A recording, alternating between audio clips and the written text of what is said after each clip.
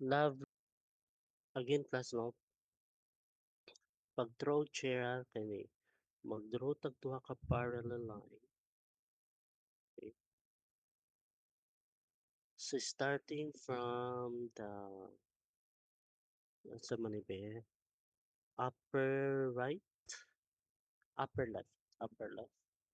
Mag-draw tag longer line, diagonal, then a shorter line pataas. Then here sa lower left na punta, from in the left side niya line, a shorter line, diagonal, then longer line. Ana. Pag i-flip ni siya, okay, i-flip ni siya, magduwa tag ang result is ani two parallel lines na naka-slant sa naka-position okay? O slanting towards the left. No?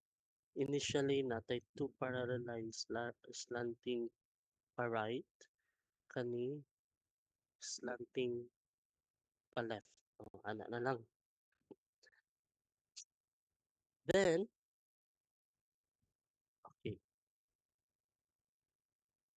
this one may notice, longer line siya, di ba? Longer line. Pag ma-ring flip, pag abot diri, we have a shorter line, then longer line. Okay. Sa baba pod, notice na kani siya, kaniya line is shorter, but after a ring flip, malonger na siya. We have becomes longer then shorter. Ana. Question. Dali ra? Pag-draw? Try na mag-draw, be. Kung mag-draw ba ninyo ang chair conformation? Importante biya ni for cyclohexane.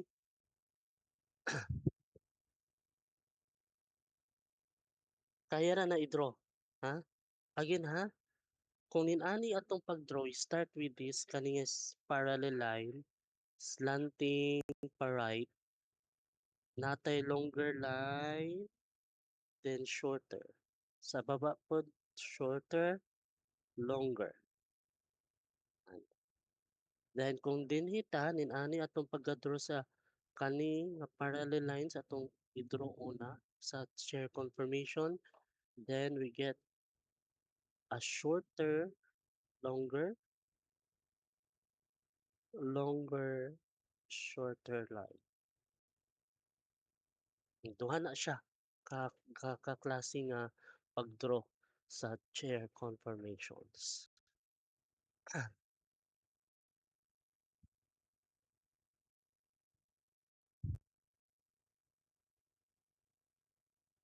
Alright, sige. Well, let's try mag-practice exercise. Let's look at na ba tayo practice exercise?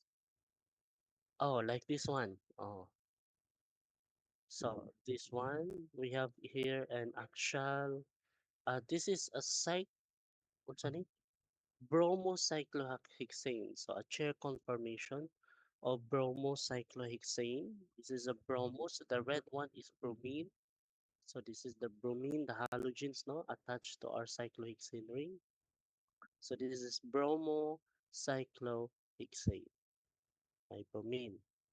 Murag ana na siya. Kung planar pa from structure, sorry, kana. So bromine. Planar bromocyclohexane. But for a chair conformation, this one, so kani, a bromocyclohexane. Kung i-flip siya, kung i-ring flip, so bring this carbon atom down, then kani po na carbon atom up. So mahimo siyang from axial position ang bromine after a ring flip na siya sa equatorial position. Okay, now, okay, let's have these mga practice exercises.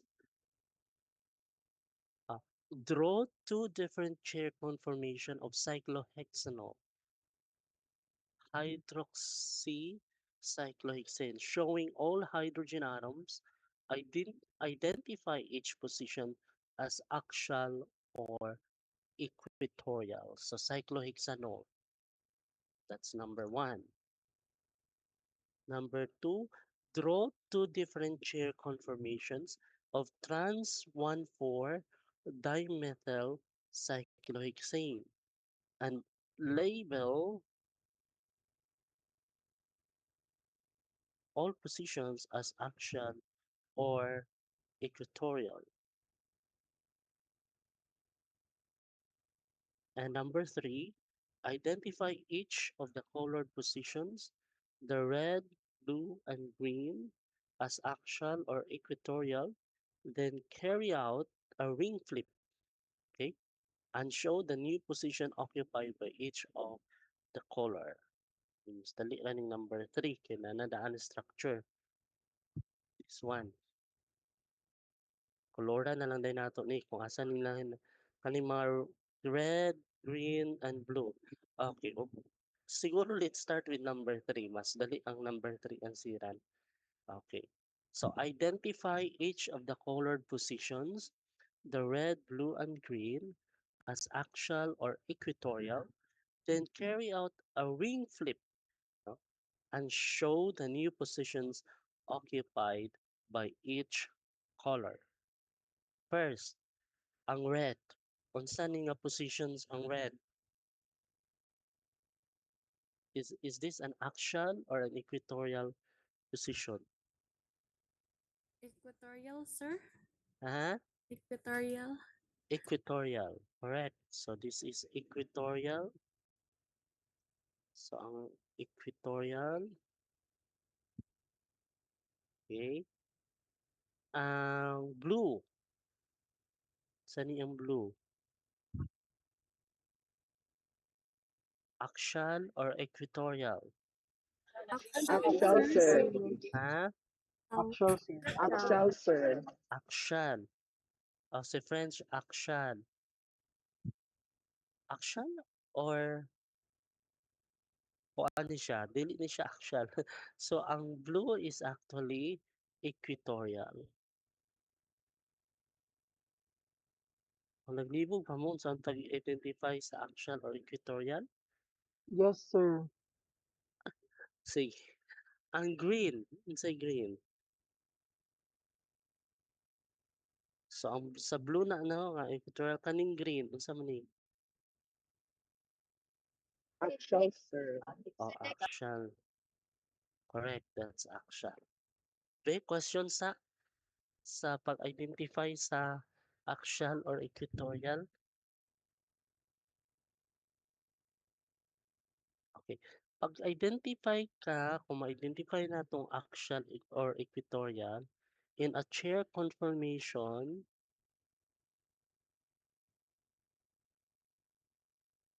so,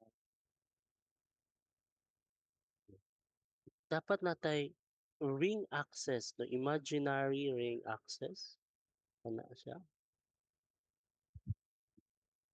Ah, dito na siya no sa center na siya sa ring. So, I sorry. Sorry.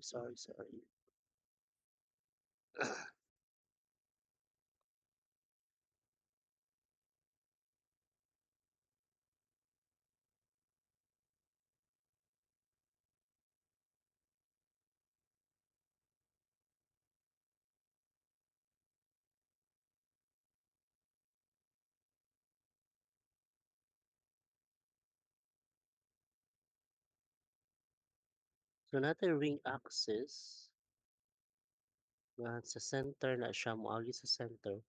Nga na sa limuang na pud gadget lang.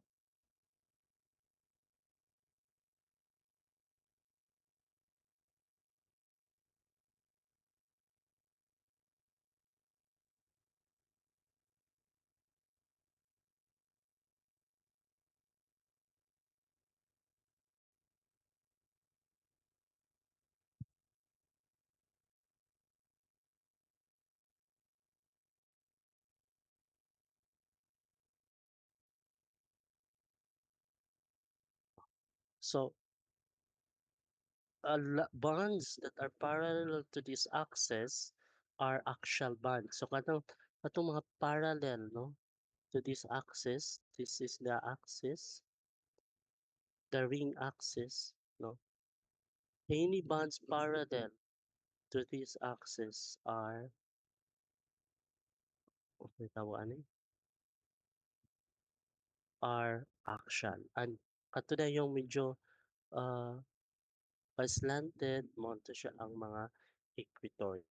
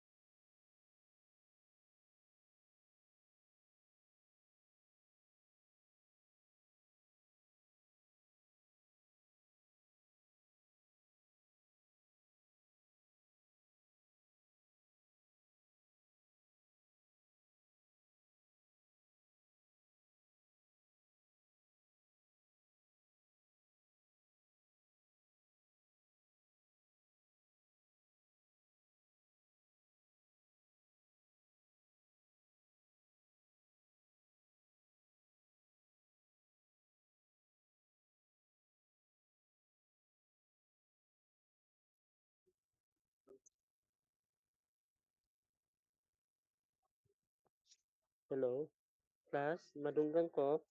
Yes, sir. Sorry. Nalobat akong laptop. Okay, question about axial equatorial. Dali ra. Sir, clarification lang nako sir. So when we Mm. say axial sir, mo na siya ang dili naka-align sa center whereas katong equatorial kay naka-align siya parallel sa center. Um, Ah, yeah.